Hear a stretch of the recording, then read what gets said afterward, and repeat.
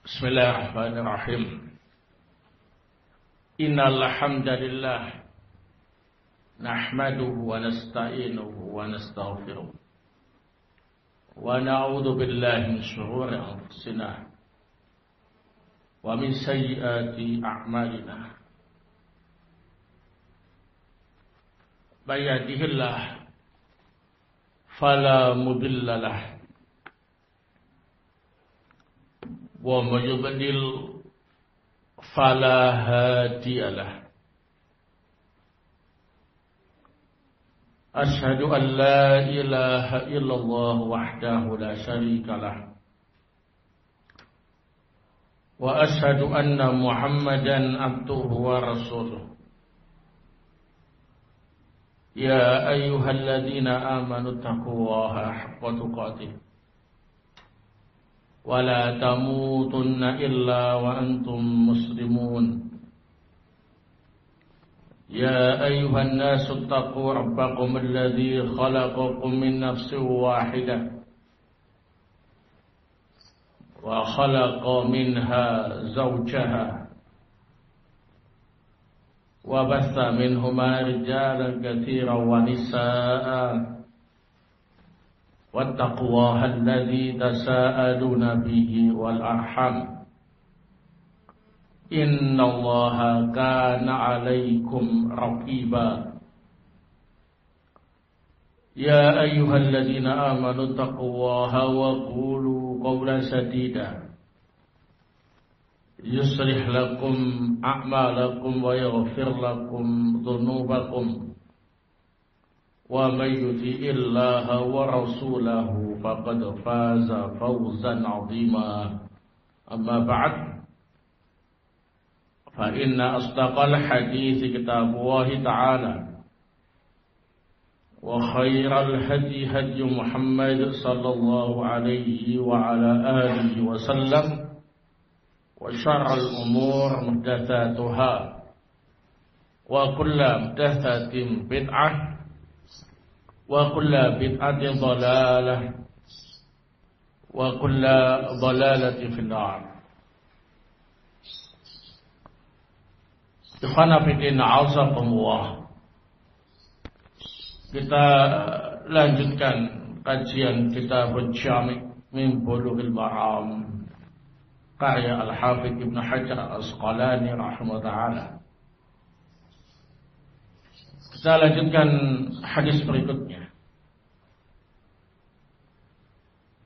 Wa an Abdullah ibn Amr ibn al-As radhiyallahu anhuma,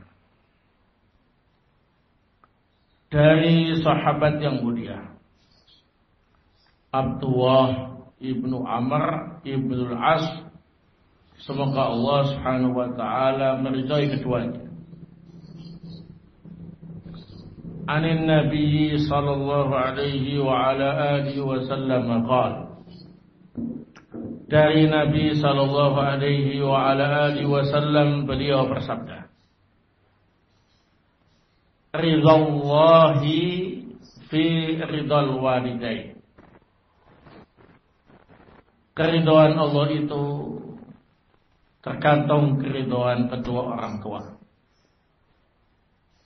Wa sukhtullahi fi sukhtil walidain. Dan kemurkaan Allah itu tergantung kemurkaan kedua orang tua. Akhrajahu At-Tirmidzi. Hadis ini dikeluarkan oleh At-Tirmidzi.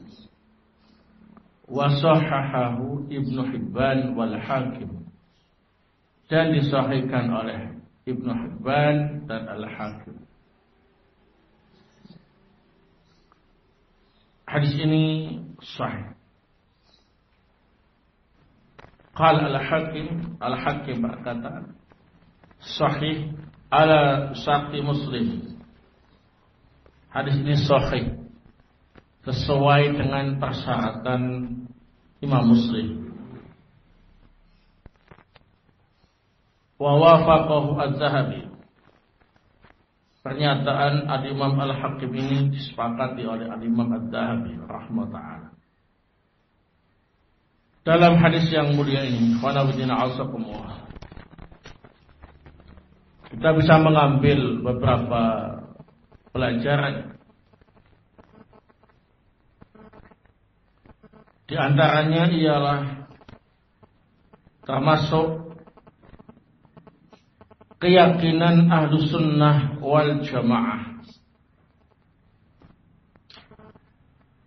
bahwa Allah Subhanahu wa taala memiliki sifat ridha. Dan keridhaan Allah Subhanahu wa taala tidak sama dengan keridhaan makhluknya. Ahlussunnah wal Jamaah juga meyakini bahwa Allah Subhanahu wa taala memiliki sifat as-sukhtu, murka. Dan kemurkaan Allah Subhanahu wa ta'ala tidak sama dengan kemurkaan makhluknya. Adapun keterkaitan hadis ini dengan bab tentang masalah al-bir wasilah, bahwa termasuk birrul walidain ialah mendapatkan ridha dari orang tua. Jadi kalau ucapan seorang anak, perbuatan seorang anak, tindak tanduk seorang anak diridhoi oleh orang tua, disukai oleh orang tua, disenangi oleh orang tua, maka itu termasuk bentuk birrul walidain, berbakti kepada kedua orang tua. Sebaliknya, ucapan, tindakan, atau perbuatan yang menyebabkan orang tua marah atau murka, itu termasuk uququl walidain, durhaka kepada kedua orang tua. Namun perlu dicatat bahwa apa yang diridhoi oleh orang tua yang menyebabkan anak itu berbakti kepada orang tua, dan apa yang dimurkai dan dibenci orang tua yang menyebabkan anak itu durhaka kepada orang tua, haruslah sesuai dengan keridhaan dan kemurkaan Allah Subhanahu wa taala. Kalau apa yang dilakukan oleh anak itu memang diridhoi oleh Allah, diridhoi oleh Islam, tidak bertentangan dengan syariat, maka termasuk birrul walidain. Demikian pula, kalau tindakan dan ucapan anak itu memang dibenci dalam Islam, dimurkai oleh Allah, sehingga orang tuanya juga murka, maka termasuk uququl walidain. Akan tetapi, jika apa yang diridhoi oleh orang tua itu tidak diridhoi oleh Allah, maka tindakan anak tadi bukan birrul walidain. Misalkan orang tua senang anaknya melakukan pelanggaran-pelanggaran syariat, maka apa yang dilakukan oleh anak yang menyebabkan orang tuanya ridho dan senang, itu bukan birrul walidain, karena pelanggaran syariat tidak diridhoi oleh Allah Subhanahu wa ta'ala. Nah, termasuk jika seorang anak melakukan ketaatan dan ibadah yang menyebabkan orang tuanya murka, padahal itu ibadah dan ketaatan yang diridhoi oleh Allah Subhanahu wa taala, maka anak tadi tidak dianggap durhaka kepada orang tua. Sehingga ridho dan benci dari orang tua harus sesuai dengan apa?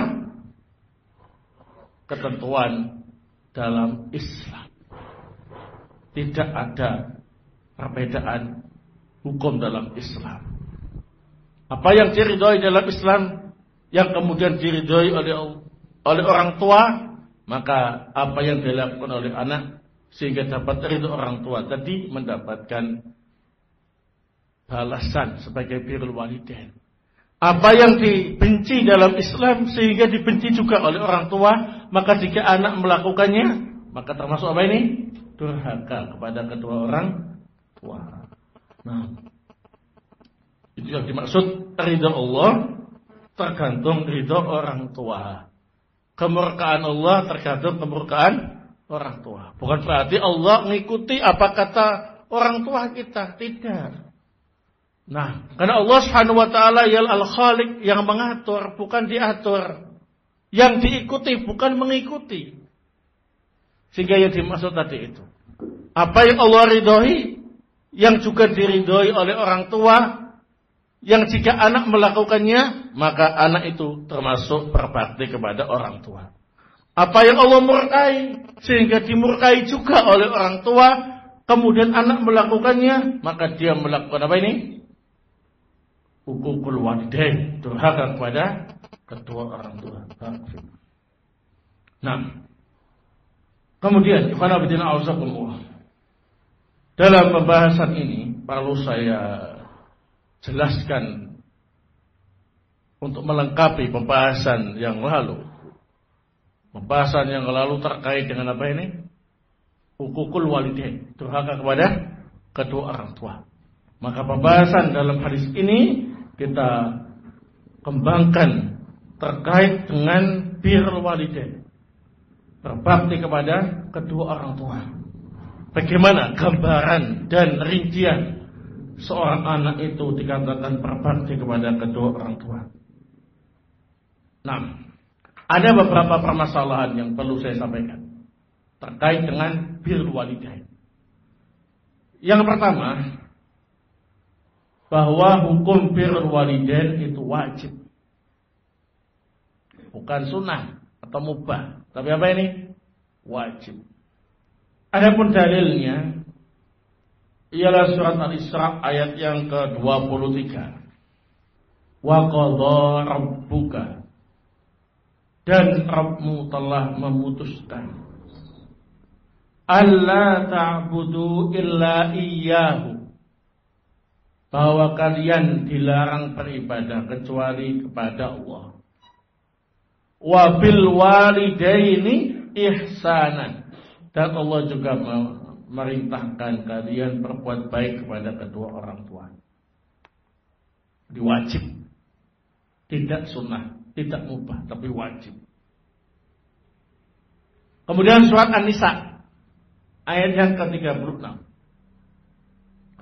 Allah Subhanahu wa taala berfirman, wa'budullaha wa la tusyriku bihi syai'a wa bil walidaini ihsana.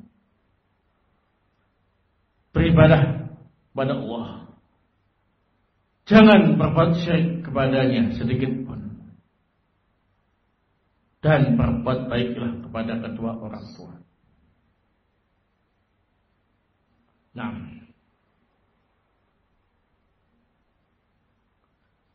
kemudian dalil berikutnya ialah hadis yang sahih yang diriwayatkan oleh Imam Ahmad dan Al-Imam Al-Bukhari dalam kitab beliau Al-Adabul Mufrad, dari sahabat yang mulia Abu Hurairah radhiyallahu taala anhu. Ata rajulun Nabiyallahi sallallahu alaihi wasallam. Suatu ketika ada seorang laki-laki yang mendatangi Nabi sallallahu alaihi wasallam. Faqala, laki-laki itu berkata, "Ma ta'muruni?" Wahai Nabi, apa yang Anda perintahkan untukku? Qala, birra ummaka. Berbaktilah kamu kepada ibu. Tsumma 'ada. Laki-laki itu kembali bertanya, apa yang Anda perintahkan untukku lagi? Faqala, Rasulullah juga bersabda, birra ummaka. Berbaktilah kepada ibu. Tsumma 'ada, kemudian laki-laki itu kembali bertanya. Yang ketiga kalinya, faqala birra ummaka. Rasulullah pun bersabda, berbaktilah kepada ibu. Tsumma 'ada ar-rabi'ata, kemudian laki-laki itu mengulangi pertanyaan yang keempat. Faqala birra ummaka. Berbaktilah kepada ibu. Sampai keempat. Tsumma 'ada al-khamisah, kemudian yang kelima kali laki-laki itu bertanya lagi. Faqala birra abaka. Rasulullah bersabda, berbaktilah kepada bapak. Nah, ini perintah dari Nabi Shallallahu Alaihi Wasallam untuk berbakti kepada ibu dan bapak. Dan hukum asal perintah itu adalah wajib, bukan sunnah, bukan mubah. Kemudian para ulama sepakat, ijma' bahwasanya birrul walidain, berbakti kepada kedua orang tua itu hukumnya wajib. Sebagaimana yang disebutkan oleh Al-Imam An-Nawawi rahimahullah dalam Sahih Muslim. Ajma'al ulama alal amri bi birril walidain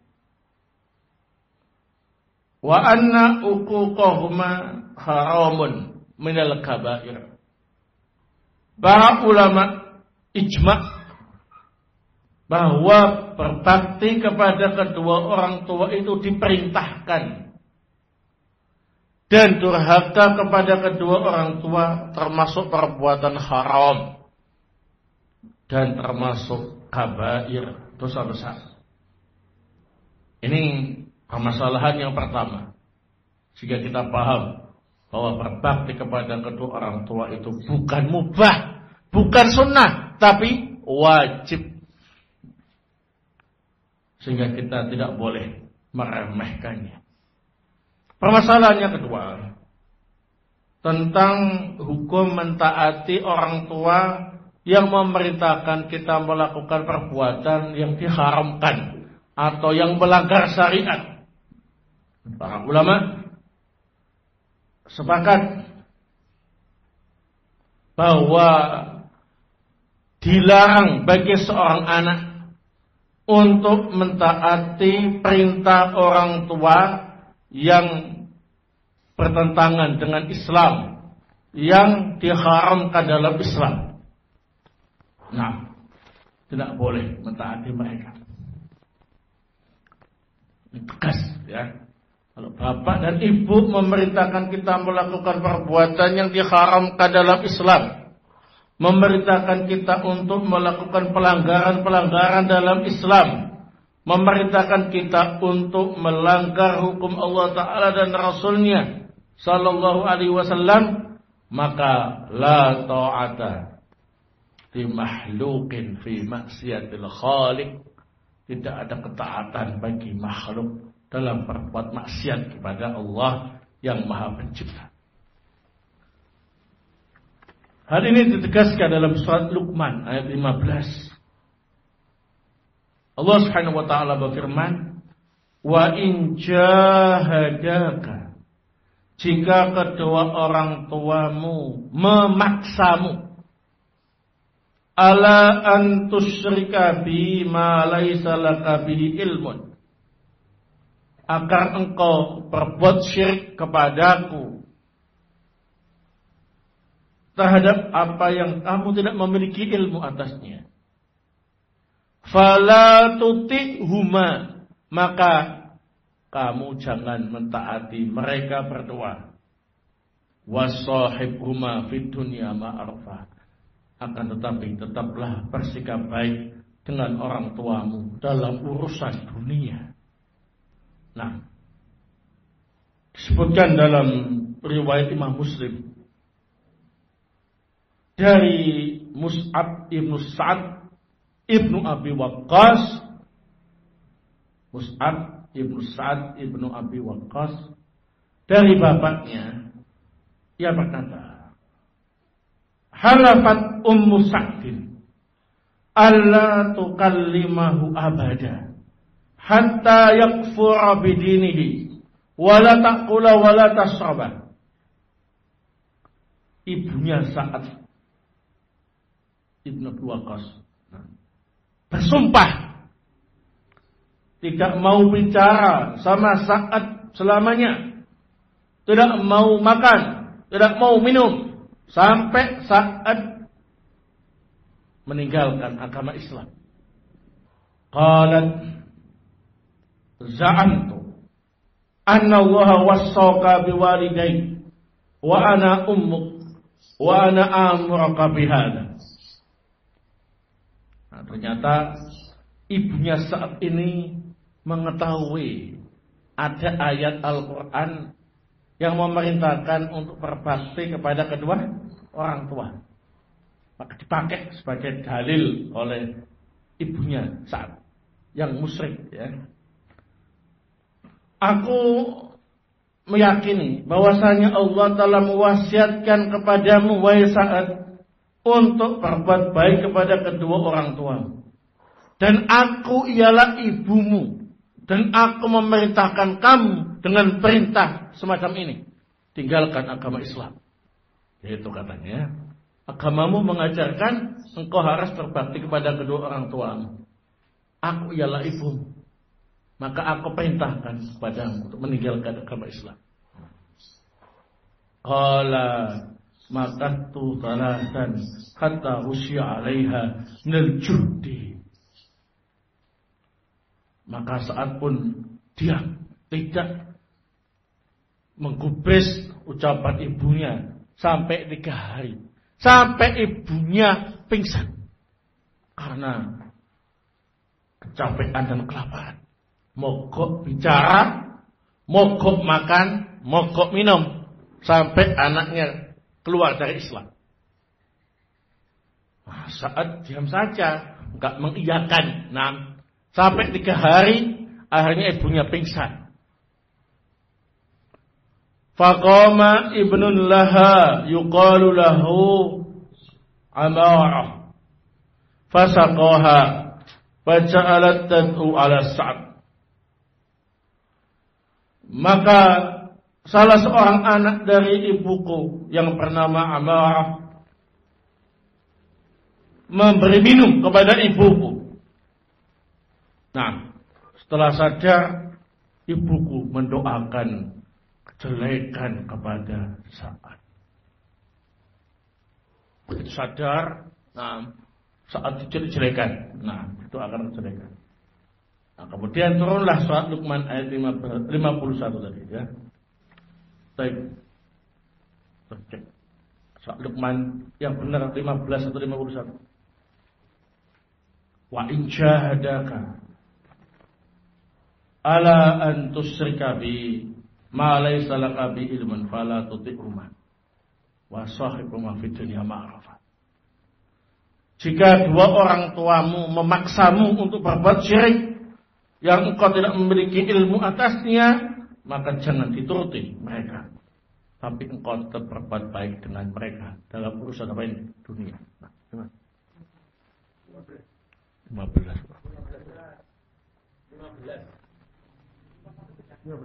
Oh, nah, berarti 15 ya. Bukan 51. 15. Ya, 15. Ingat. Soalnya angka Arab itu balik-balik ya. Nah, 15. Jangan sampai salah tulis ayat 15. Nah, ikhwan fillah auzakumullah. Ini perlu kita pegang kuat-kuat prinsip yang kedua ini. Jangan sampai dengan alasan birrul walidain kita kemudian melanggar aturan-aturan syariat.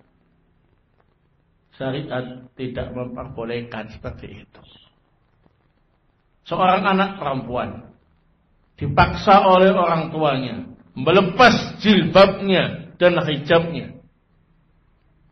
Nah, maka tidak boleh bagi sang anak untuk melepas jilbab dan hijabnya. Karena itu perintah yang dilarang dalam Islam. La ta'ata li makhluqin fi maksiatil khaliq. Termasuk kalau ada orang tua yang memerintahkan anaknya untuk meninggalkan sholat 5 waktu, maka la sam'a wa la ta'at. Tak boleh didengar, tak boleh ditaat. Tidak termasuk durhaka. Nah, atau kalau sampai ada orang tua yang melarang anaknya untuk melakukan silaturahmi dengan sanak familinya, maka tidak boleh ditahan. Tetap silaturahmi sanak famili. Ya. Insyaallah ini perjuangan para sahabat yang mulia dalam mempertahankan prinsip ini sangat luar biasa. Mereka dimarahi orang tua, didoakan kejelekan orang tua, dicaci maki orang tua, supaya meninggalkan perkara-perkara yang baik, melakukan perkara-perkara yang haram. Mereka sabar, tidak mau menuruti. Tapi mereka tetap berbuat baik dalam perkara-perkara dunia. Nah, pulang, diomel-omel. Prinsipnya tegas. Nah, ini perlu disampaikan. Karena banyak anak di zaman sekarang ini, begitu orang tuanya marah, begitu aja sudah langsung. Semua perkara-perkara agama ditinggalkan demi mendapatkan ridho orang tuanya. Padahal itu prinsip yang salah. Barakallahu. Nggak boleh. Ya. Sebagian kaum wanita yang sudah mengerti kewajiban untuk menutup aurat, menggunakan jilbab dan hijab, ternyata orang tuanya nggak terima. Semua jilbabnya, semua hijabnya dibakar. Apakah kemudian anak tadi harus mengikuti kemauan orang tua? Lah, tetap pakai hijabnya, tetap sopan, tetap baik dengan orang tua semacam itu dalam urusan dunia. Tapi untuk mentaati yang satu ini atau yang semisalnya dari perkara-perkara yang diharamkan, la ta'ata li makhluk fi maksiatil khaliq. Kalau ada yang kemudian berdalih, ridallah fi ridal walidain wa sukhtullah fi sukhtil walidain. Bukankah ridha Allah tergantung ridha orang tua? Bukankah kemurkaan Allah tergantung kemurkaan orang tua? Jawabannya na'am, betul. Jika apa yang diridhoi orang tua, apa yang dimurkai orang tua sesuai dengan apa yang diridhoi dan sesuai dengan apa yang dimurkai oleh Allah Subhanahu wa taala. Tapi kalau dibalik enggak bisa. Nah, kemudian perkara yang ketiga, tentang hukum seorang anak pergi jihad tanpa izin orang tua. Jihad ikhwan fillah azakumullah, hukum asalnya ialah fardu kifayah. Jika sudah diwakili oleh sebagian kaum muslimin, maka sudah cukup. Misalkan sudah diwakili oleh para aparat militer, sudah cukup. Maka jika kondisi jihadnya seperti itu, masih dalam level fardu kifayah, maka wajib bagi seorang anak ketika ingin ikut jihad fisabilillah minta izin kepada kedua orang tuanya. Jika dapat izin berangkat, jika tidak dapat izin tidak berangkat. Hal ini berdasarkan sabda Nabi sallallahu alaihi wa ala alihi wasallam,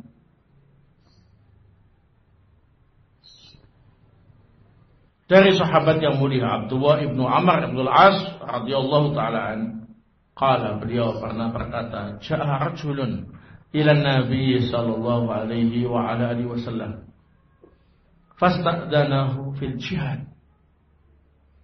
Ada seorang laki-laki datang menemui Nabi Shallallahu Alaihi Wasallam, minta izin untuk ikut jihad.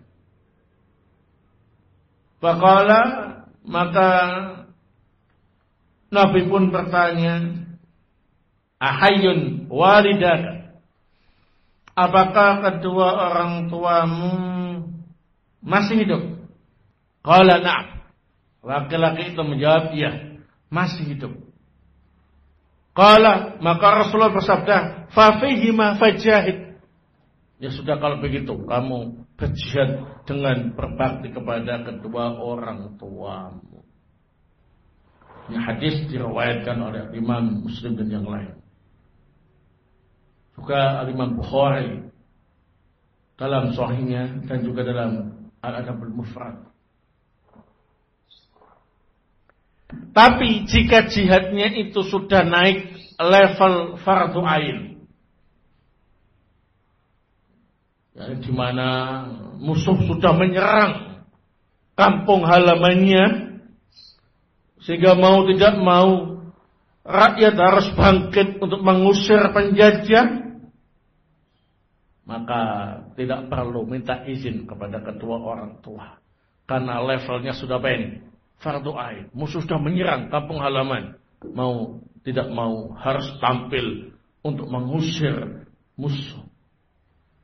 Nah, ini termasuk perkara yang disepakati oleh para ulama, sebagaimana yang disampaikan oleh Ibnu Hajar Al-Asqalani rahimahullah taala. Beliau mengatakan, fa idza ta'ayyanal jihadu wala idna. Jika jihad sudah levelnya fardu ain, maka tidak perlu izin. Ini berdasarkan hadis yang diriwayatkan oleh Ibnu Hibban dari Abdullah Ibnu Amr Ibnu Al-As radhiyallahu taala anhuma. Ja'a rajulun ila Rasulillah sallallahu alaihi wasallam fas'alahu an afdhalil a'mali. Datanglah seorang laki-laki menemui Rasulullah sallallahu alaihi wasallam, kemudian bertanya kepada beliau, amalan apakah yang paling afdal? Qala as-shalah. Rasulullah bersabda, salat. Qala thumma ma? Kemudian apa lagi? Qala al-jihad. Rasulullah bersabda, kemudian jihad. Qala fa inna li walidain. Kata laki-laki tadi, aku masih punya orang tua, wahai Rasulullah. Faqala amuruka biwalidayka khaira. Kalau begitu aku perintahkan kepadamu untuk berbuat baik kepada orang tuamu. Faqala, ternyata laki-laki itu berkata, walladzi ba'atsaka bil haqq, demi Allah yang mengutusmu dengan membawa kebenaran, nabiyya, sebagai seorang nabi. Walladzi ba'atsaka bil haqqi nabiyya, demi Allah yang mengutusmu sebagai seorang nabi dengan membawa kebenaran. La ujahidanna wala atrukuhuma, aku tetap akan berjihad bersama Anda dan aku akan meninggalkan kedua orang tuaku. Qala, Rasulullah bersabda, fa anta a'lam. Ya sudah, kamu yang lebih tahu kondisi. Maka Al-Hafidz mengatakan, ini jika jihadnya fardu ain, ya. Wa huwa mahmul ala jihad fardil ain. Dan Rasulullah membiarkan dia berangkat padahal masih punya orang tua, ya kan? Ini dibawa pada pengertian jika jihadnya levelnya sudah apa ini? Fardu ain.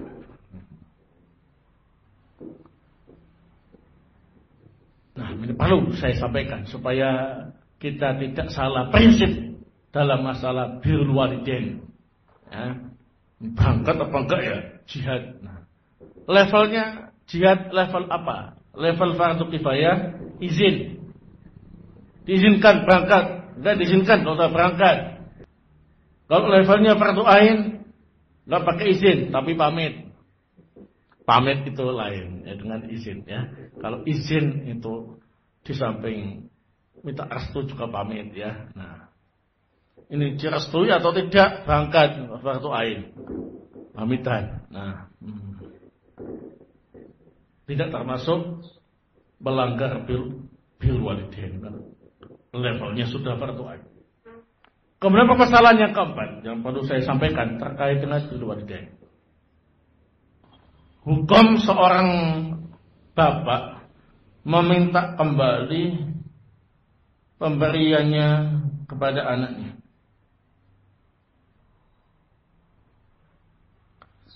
Ini kan perlu saya sampaikan ya. Dalam hadis yang disebutkan enggak boleh seorang itu meminta kembali apa yang telah beri. Dan ngasih diminta lagi itu enggak boleh, ya kan? Nah, bagaimana kalau yang ngasih itu orang tua, kemudian yang minta lagi juga orang tua? Nah, orang tuanya suatu ketika masih jaya-jayanya, ya, punya uang banyak, kasih.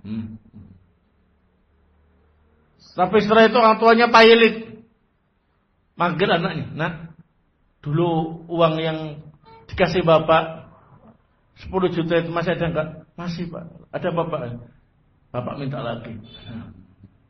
Bapak sangat butuh. Itu boleh apa enggak? Nah. Apakah sang anak harus mengembalikannya? Apakah termasuk dilarang sama saja dengan memakan lagi muntahnya?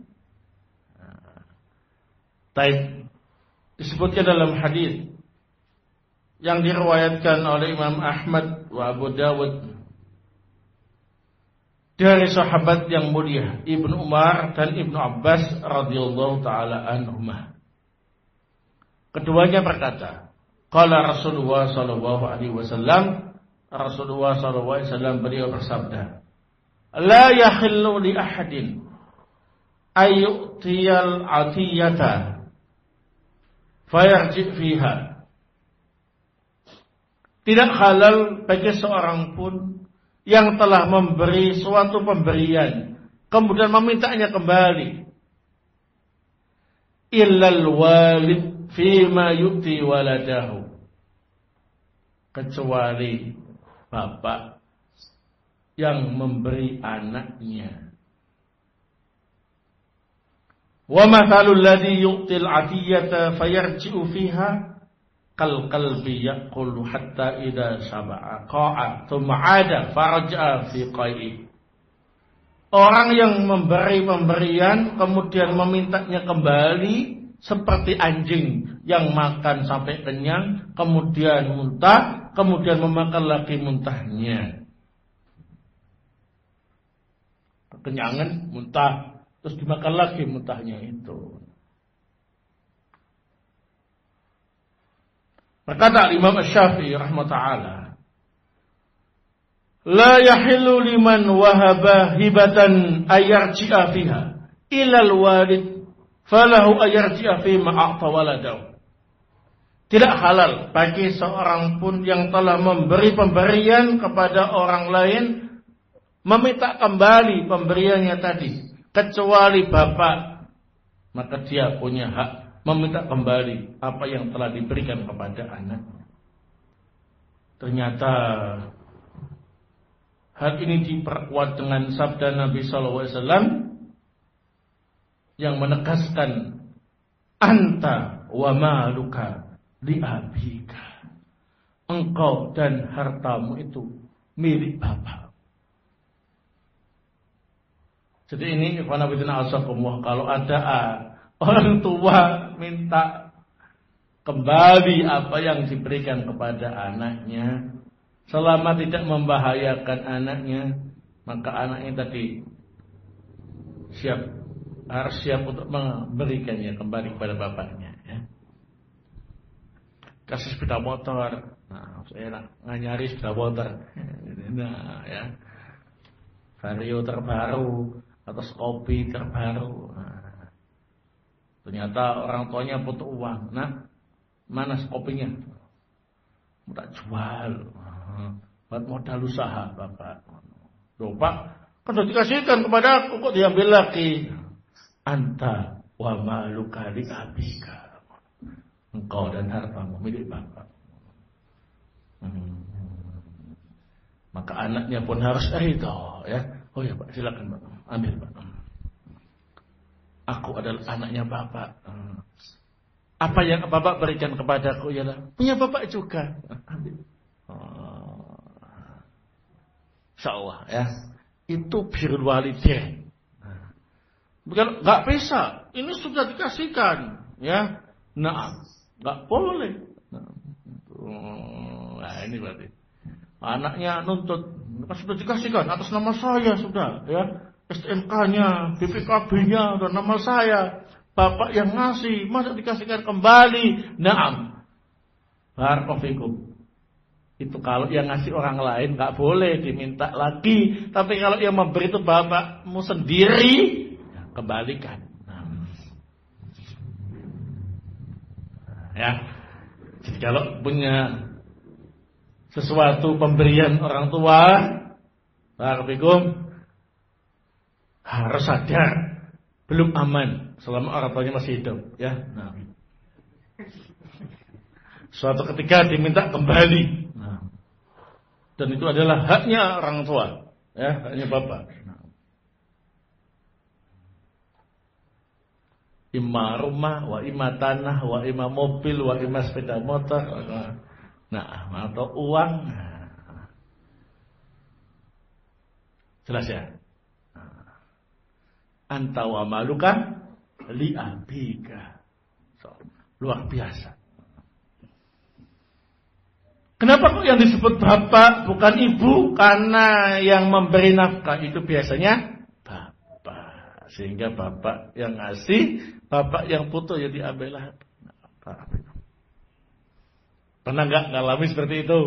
Nah, kalau pernah ngalami dan diserahkan ke orang tuanya, jempol. Nah, ya, baru anak yang berbakti. Ya. Perjuangan jadi anak yang berbakti, ya. Nah, tapi kalau dikasih orang tua, doakan, ya Allah semoga nggak diambil lagi.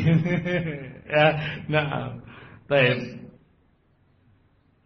Ini perlu saya sampaikan karena banyak anak-anak yang tidak paham masalah ini sehingga tidak berbakti sama orang tua dengan alasan sudah dikasihkan, tak boleh diminta lagi, ya.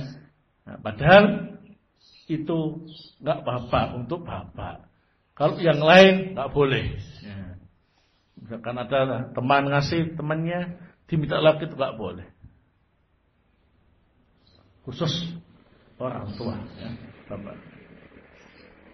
Permasalahannya terima tentang hukum memberi nafkah orang tua. Wa nabiyana auzakumullah. Tidak semua orang tua itu kaya.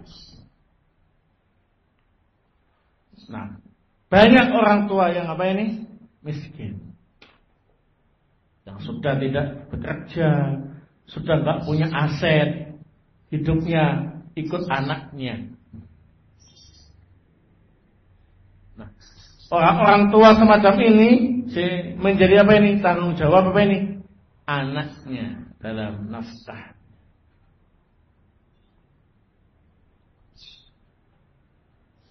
Sebagai bentuk birrul walidain, maka anak harus sabar memberi nafkah orang tuanya ketika mereka sudah tidak mampu lagi memberi nafkah anak-anaknya. Maka anaknya lah yang mengambil alih memberi nafkah orang tuanya. Kalau bapaknya sudah pensiun, nggak kerja, nggak punya uang, tiap hari datang ke rumah. Nah, bapak minta uang, beli kopi, ya Pak, ya. Jangan, bapak tiap hari minta terus, ya. Nggak ada uang Pak, jangan gitu. Nyata ya, ini ada sebagian orang yang diuji seperti ini. Bapaknya di masa tuanya nggak punya apa-apa. Anaknya sukses. Nah, Ini bapaknya keliling satu persatu ke anaknya 1, 2, 3, 4, 5 ini anak itu. Hari Sabtu ke sini minta uang ke anaknya yang A. Hari Ahad ke anak yang B, digilir terus keliling. Maka bagaimana sikap anak? Apakah anak itu harus ngasih orang tua? Nah, wajib bagi anak untuk memberi nafkah orang tuanya ketika mereka sudah tidak mampu lagi memberi nafkah anak-anaknya. Disebutkan dalam firman Allah Subhanahu wa taala surat Al-Baqarah ayat 215. Yas'alunaka madza yunfiqun. Mereka bertanya kepadamu wahai Nabi Muhammad sallallahu alaihi wasallam, madza yunfiqun? Apa yang harus mereka infakkan? Qul ma anfaqtum min khairin falil walidaini. Katakanlah, nafkah apa saja yang bagus maka kasihkan kepada kedua orang tua. Kemudian disebutkan dalam hadis yang diriwayatkan oleh Ibnu Majah dan yang lain dengan sanad yang sahih dari Jabir Ibnu Abdullah radhiyallahu taala anhu. Qala, beliau berkata, ja'a rajulun ila Nabi sallallahu alaihi wasallam. Ada seorang laki-laki datang menemui Nabi sallallahu alaihi wasallam. Maqala, laki-laki itu curhat sama Nabi. Inna abi akala mali. Wahai Nabi, bapakku itu makan hartaku terus. Ya, nah. Akalah malik, makan hartaku, yakni minta hartaku terus. Faqala, maka Rasulullah bersabda, anta wa maluka li abika. Engkau dan hartamu punya bapak. Maka berkata Ibnu Mundir rahimahullah, ajma'a ahlul ilmi ala anna nafaqatal walidain al-fakirain alladain la kasba lahuma wala mala wajibatun fi malil walad. Para ulama sepakat memberi nafkah orang tua yang miskin yang sudah tidak punya pekerjaan dan sudah tidak punya harta wajib dikeluarkan dari harta anaknya. Ya, ini kasusnya banyak. Bapak pensiun, gak punya pekerjaan, gak punya penghasilan, gak punya uang, gak punya aset. Nah, seperti itu. Nah, sate. Nah, uang nak buat beli kopi. Itu terus. Maka anak yang berbakti kepada orang tua, melihat orang tuanya sudah tidak punya penghasilan, sudah tidak punya usaha, tidak punya uang, maka kewajiban bagi anak untuk memberi orang tua. Sudah patungan, anaknya 10, nah patungan, itu aja, per bulan berapa? Pak, kira-kira sebulan berapa kebutuhan pokoknya Pak? Ya paling 3 juta. Ya sudah, 3 juta dibagi 10 berapa? 300.000 per anak. Anaknya 10, makanya anaknya banyak itu, barokahnya seperti itu. Bisa patungan itu ringan, ya enggak. Kalau anaknya 1, wah ini nanggung 3 juta sendirian. Nah, tapi Allah Subhanahu wa taala Maha Adil. Kadang anak 1 tapi mampu, ya, mewakili 10 orang anak. Dikasih anak banyak karena masing-masing cuma cukup itu aja, enggak kaya, sehingga gotong royong, gitu ya. Atau anaknya banyak yang mampu cuma 1-2, nah itu yang nanggung. Ingat, jangan berkeluh kesah kalau sampai dimintai uang sama orang tua. Nah, ingat dulu waktu kecil kita itu rengek-rengek minta uang. Pak, minta uang, beli pentol, begitu, ya. Belum minta uang, bakulnya sudah dicegah dulu. Pentol, begitu. Sudah dicegat. Nah, langsung lari. Pak, minta uang. Padahal sudah di depan. Belum konfirmasi, sudah beli dulu. Minta uangnya ke orang tua. Orang tua dikasih gitu. Minta ini, nangis-nangis. Ya, pokoknya aku minta susu itu. Nah, jangan mahal. Nggak mau, nangis. Ya, nah, ya dikasih. Giliran nanti orang tua kita sudah gak punya usaha, gak punya pekerjaan, gak punya uang, gak punya apa-apa. Ingat, orang tua datang ke kita, minta uang kita. Maka ingat-ingat sabda Nabi. Anta wa maluka li abika. Engkau dan hartamu milik bapamu. Kasih. Nah, bapak minta uang 10.000, kasihin 100.000. Ya, gak usah tanggung-tanggung. Ini bapak kok, bapaknya sendiri. Saya pernah diingatkan, ya, oleh orang awam, tetangga pondok. Saya anggap itu nasihat yang berharga. Ya. Nah, saya di jalan. Ketemu bapak saya. Nah, bapak saya minta uang. Nah, tetangga saya lihat. Nah, kita kasih. Bilang segini. Jaluk terus itu. Nah, kamu itu gak akan ada di dunia ini kalau gak ada bapakmu. Itu. Nah, artinya adanya bapak, adanya kita. Nah, semata-mata kita lahir saja dengan sebab adanya bapak tadi sudah merupakan nikmat yang sudah tidak bisa kita balas. Jadi tidak usah mengeluh. Nah, insyaallah. Bahkan ada sebagian yang lapor ke saya, tapi saya rahasiakan namanya dan juga siapanya ya. Nah, dia tuh anak itu kerja, tapi ketika sudah gajian, bapaknya yang ngambil. Gajinya diambil bapaknya. Anak dikasih sedikit, sisanya bapak. Jadi yang kerja itu anaknya. Ketika gajian, bapaknya yang ngambil ke posnya, mewakili anaknya, sehingga gak pernah dapat gaji utuh. Sudah disunat sama bapaknya. Nah, mengeluh tindakan bapaknya semacam itu. Maka jawabannya adalah anta wa maluka li abika. Sebagai anak yang berbakti, ya sudah. Sabar, ya.